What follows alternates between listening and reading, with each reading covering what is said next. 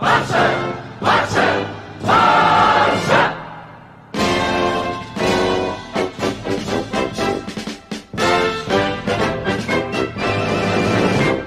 guys, welcome to Blaugrana United.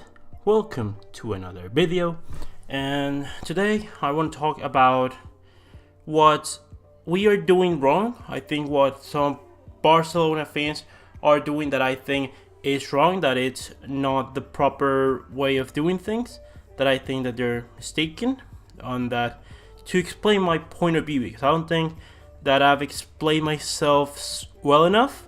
I think that there's still confusion, and I'm gonna try to just explain my point of view a little bit better about Ernesto Valverde, about how I don't think we're doing things the right way, and what are the reasons that we're not doing things the right way.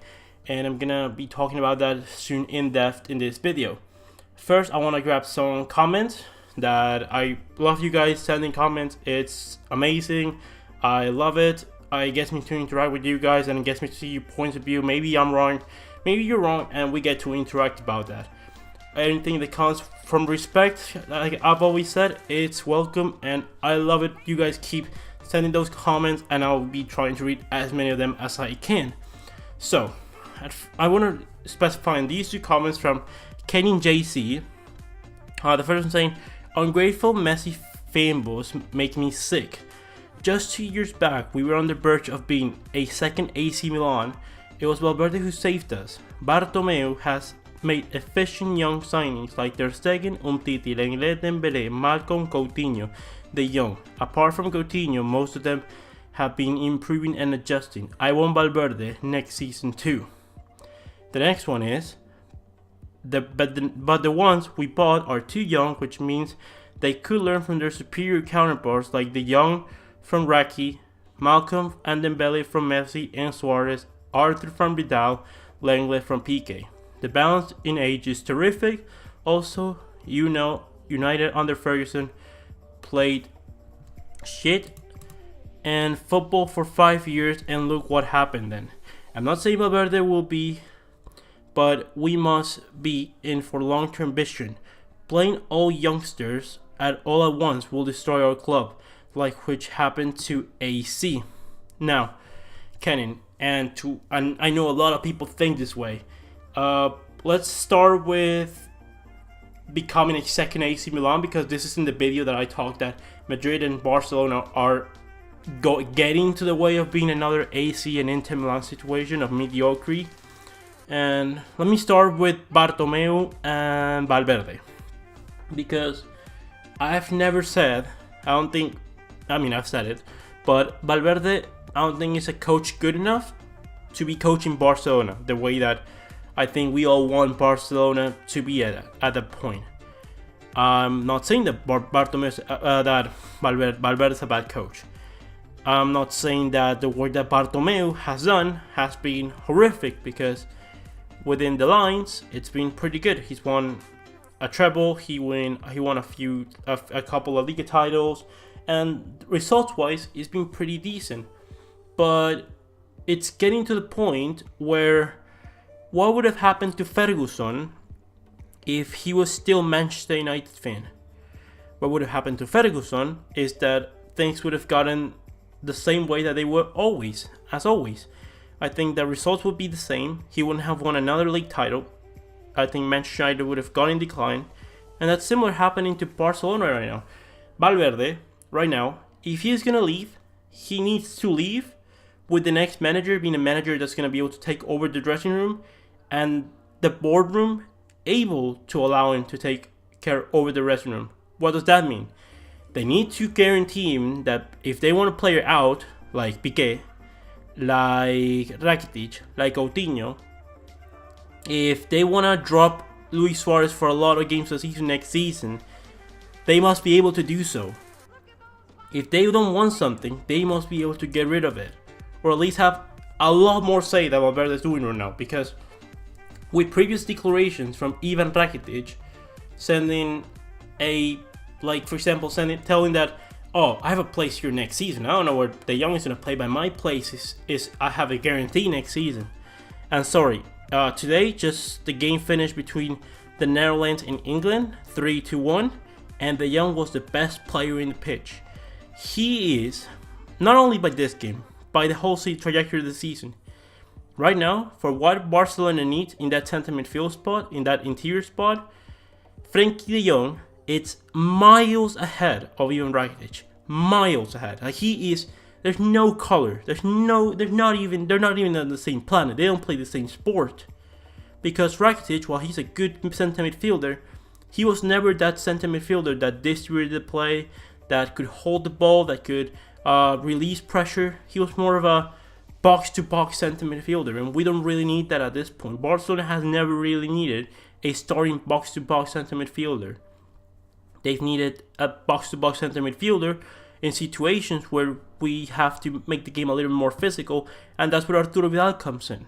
For example, coming into the next comment where Kenny said that we have a perfect balance between experience and youth, and you could be fooled by it because to a point he is right. We do have a decent balance between experience and youth, but what I'm going to say right now, I think that at this point our experience is not needed because, for example, let's say we just one signing. I'm just gonna take one player of the squad. I'm not gonna move. I'm not taking a lot of players of the squad. I'm just taking one player from this season, and I'm gonna explain to you what it could have meant for this season's development as a whole. So I'm gonna take out Ivan Rakitic from Barcelona in this 2018-2019 season. What does that mean for the team? First of all, it means that we have 90 million euros in the bank, which pays for all of Frenkie de Jong's fee, which was 80 million plus 76 million plus 8 plus 9 on Adams, which makes up to 85 million. So we paid 85 million for Frenkie de Jong. So with that said, you are paying the whole fee for Frenkie de Jong with Ivan Rakitic. We haven't signed Frenkie de Jong yet. He's not going to play in this season, in this 2018-2019 season. But you sent Sergio Roberto to play in midfield and Arturo Vidal. So my question is, do you guys think that we wouldn't have won La Liga? The only time we won La Liga this season was La Liga.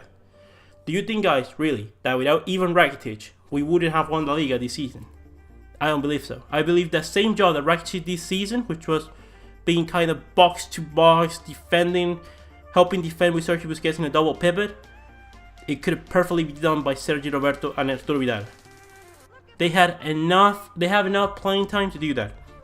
Now, what does that mean if they're playing those positions? First of all, it means that Sergio Roberto gets to play in midfield, which is his position. He gets to play a lot of minutes in midfield. The minutes that he's not going to be playing at right back, he's going to be playing in midfield, which means that he plays probably the same amount of minutes that he played this season, but in his preferred position, which is center midfield. We all know Sergio Roberto is a midfielder by trade. He was comparing to a right back, and he's a good right back, but he's a better center midfielder. He can play also in defensive midfield, which Rakitic did for some parts of the season, which consequently means that Nelson Semedo now has the right back spot all to his own. Now he just needs Sergio Roberto to be back up sometimes, maybe 20% of the minutes of the season. So that means Nelson Semedo improves in performances because with the limited minutes that he played this season, he was fantastic, meaning that he gets more minutes, he gets more confidence, he gets better performances. So that, for one, it's fantastic because you develop Nelson Semedo, you keep him happy, you keep Sergio Roberto happy, for that sense. Now, what do you cause by removing Rakitic from that midfield? Arturo Vidal plays more minutes. Artur plays a lot more minutes. He probably doesn't lose confidence at any point this season because he doesn't have to fight with Arturo Vidal for one position. He has to fight with Arturo Vidal and for two positions, and you have those two guys starting with Sergio Roberto, Aleñá, Riqui Puig, because Riqui Puig gets promoted to the first team if there's no Rakitic. Because if he plays only 600 minutes, what Aleñá played this season, Riqui Puig would have played it this season, and you can still give 1,500 minutes to both Sergio Roberto and Arturo Vidal, and you're still left 1,000 minutes. What do you do with those 1,000 minutes? You give them to Artur. Aleñá plays also a lot more minutes, which coincidentally means that you promoted Riqui Puig into the first team, which that's already a year of experience in the first team, which is going to get him quicker to adapt to Barcelona, to the top level of competition a year now. Because now, if Rakitic goes into the team this season, that means he's going to start from the first team, not from last season, from training with the first team last season. Aleñá is going to have a lot more game time. That means a lot better performance from Aleñá probably next season. Artur is settled in the team already when Frenkie de Jong comes in. Sergio Busquets, he probably gets to perform better because he doesn't have to do the defensive work for 3 players. Because although Busquets' season has been horrendous, it's also been limited to him having to do a lot more defensive work because there's no midfield runners that are opening space for him, that are not contributing in the press, because we're not able to press high because we have a midfield of Arturo Vidal, Rakitic, and Sergio Busquets, which is not going to work for high press. That with that midfield, you cannot hope to high press ever. And coincidentally, that means you start losing possession to Betis, to everything. They all have you. Just simple. You are adding a lot more experience to the young. Still winning La Liga, and you are giving Semedo a lot more minutes. That's all from just removing Ivan Rakitic from the team. And you're playing for Frenkie de Jong the whole fee. And you have 5 million euros left. So, in matter, do you really need Ivan Rakitic? No, you did not. No, you did not. And the same thing is said for Coutinho. Coutinho could have played in midfield this season if there was no Ivan Rakitic. Because the problem with Coutinho was that he couldn't get a spot because Rakitic was always going to be playing every single. You had 2 midfielders that were going to play in the midfield 3 because of the hierarchy, and that was Rakitic and Busquets. Because Coutinho was nowhere even close to Artur and to Arturo Vidal and Aleñá. That means that Coutinho has to be sent to the wing, which it hinders Dembele's performance. So look at all that you're doing by just keeping Rakitic in the team. Now, is Rakitic a bad player? Not at all. He is a fantastic player, and I think that he's always going to be one of my favorite Barcelona midfielders. If he was the Rakitic from last season, I mean from the 17-18 season, then that was fine. That was a fantastic even Rakitic. I still would have sold him because I still think that we would have won at least the league with that. And we would have, like I said, more experience in all the other players. Like the comment about saying, like people that say that Iniesta, Xavi, they didn't get into the prime until they were 25. Yes, that's true, but it's because they happened to be that age when Pep Guardiola grabbed Barcelona. Pep Guardiola had to adjust those players half a season. He had to convert Iniesta into the Iniesta that we all know and love for half a season. For the first half of the season of the 2008-2009 season, Iniesta had to be playing between the wing and in the center midfield with Keita because he couldn't play with Xavi because there was no balance. What do you do if you don't have Ivan Rakitic in midfield? You get players a lot more confidence. And for example, Artur and De Jong, they're ready right now. Doesn't matter what age they have. They have personality and they're good enough already to at least do the role that we needed. Are they going to make mistakes? Of course they're going to make mistakes. Every player makes mistakes. Let's just put it this way. If Messi is allowed to make mistakes, then every other player in the history of this sport is allowed to make mistakes. So, for example, you're saying that Dembele and Malcolm are going to play for Messi and Suarez. I don't know what they're going to play about Messi and Suarez because Messi and Suarez play 95% of the games of the season. Dembele, I think, played not even half. He had 2 full games the whole season. 2 full games this season for Ousmane Dembele. Malcolm, I think, played less than 700 minutes in total. So, explain to me, how are you going to get any continuity from those games, from those amount of minutes? You're not. And therefore, you're not going to have confidence in yourself. They're going to perform worse. And therefore, in the important minutes of the season, they're not going to be able to perform at the highest level. That Malcolm started from the bench in the final of the Copa del Rey without the likes of Suarez and Dembele. It's an absolute shame. That, it's just things that cannot happen. That's what the things that I think Ernesto Valverde shouldn't be here next season. I think he's going to stay here next season because Bartomeu doesn't have, and excuse me, but he doesn't have the balls to sack him because he knows that changing some things radically, and if it doesn't work out, it's gonna look bad on him. If he keeps Valverde and we keep winning at least a La Liga title every season, which we can perfectly do, because I don't see Atletico Madrid and Real Madrid being any stronger by the looks of things, we are going to challenge for La Liga titles every season until 2021. And he's going to look by being a manager that won a La Liga titles, he won a treble, he signed De Jong, he signed Arthur, he signed Dembélé, he signed Ter Stegen, he signed all these fantastic players. But the problem is that you're making half of them fail because you're putting competition to them where they shouldn't have any competition, or at least not that much competition that it's getting in their way. So, for example, I already put the Rakitic example. That's another player that needs to get out of Barcelona is Philippe Coutinho. Philippe Coutinho, to be playing that position, he needed to play in centre midfield. He came to be the next Iniesta. He's not being given the minutes in midfield to be the next Iniesta. And at this point, I don't trust that we can get a manager right now and a team settled, especially if Rakitic stays, that Philippe Coutinho would be a midfielder, so he needs to be transferred. I am hoping that Chelsea can get that ban removed from them so they can get Coutinho away from us, because they seem to be the only avenue with PSG that are able to take Philippe Coutinho off Barcelona's hands.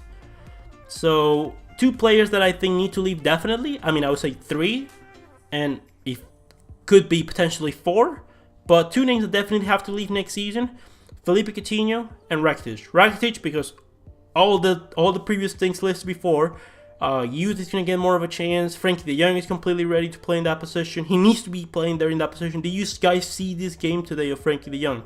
Look up Frenkie de Jong versus England in the 3-1, and you're going to see what I mean.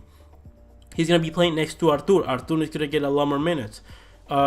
If Coutinho leaves, that means Dembélé is going to have all that position for himself to be able to really have a season where he's playing that 90-80% of the minutes that he needs to play for him to develop properly. Then I would get Gerard Piqué out, because if we sign Matthijs de Ligt, are you guys telling me that Matthijs de Ligt is that much worse than Piqué? That let's just put it this way. Matthijs de Ligt is what, 19? Piqué is what, 31? Are you guys telling me that he is 11 years or 12 years more, like Matthijs de Ligt is 12 years worse than Piqué? I don't think so. For me, the best center back in the world this season was Van Dijk. The second one was Piqué.